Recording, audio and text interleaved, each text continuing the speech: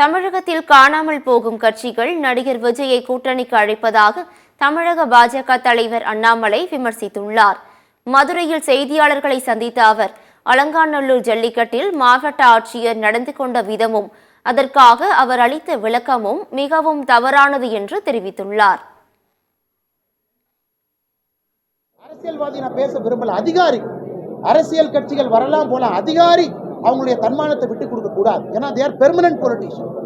ஆனால் மதுரையிலே நடந்திருப்பது மாபெரும் தவறு.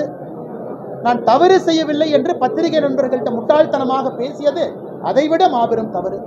அதனால் கலெக்டர் அம்மாவுக்கு என்னுடைய அன்பான வேண்டுகோள், அம்மா நீங்க இத்தனை மக்களுடைய முகமாக இருக்கிறீங்க.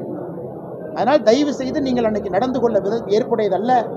மூர்த்தி அவர்களே சொன்னால் நீங்க மூர்த்தி அவங்ககிட்ட சொல்லுங்க, உங்க இருக்கையை விட்டு கொடுங்க.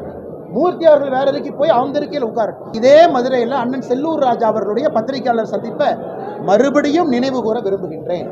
அவர் விஜயை கூப்பிட்டாரா இல்லையா? என் கட்சியில் என்ன எங்களோட கூட்டணி போடுங்கன்னு கூப்பிட்டாரா இல்லையா? ஏன் கூப்பிட்டாரு? அவருக்கு தெரியும் அவர் கட்சி எப்படி இருக்கு. இன்னைக்கு அதே வேலையை செல்வ பெருந்தகை அவங்க செய்யறாங்க. பாரதிய ஜனதா கட்சிக்கு யாரையும் கூப்பிட வேண்டிய அவசியம் எங்களுக்கு இல்லை. வளர்ந்து கொண்டிருக்கின்றோம், பலமாகி கொண்டிருக்கின்றோம். இளைஞர்கள் எங்க பக்கம் இருக்கிறாங்க.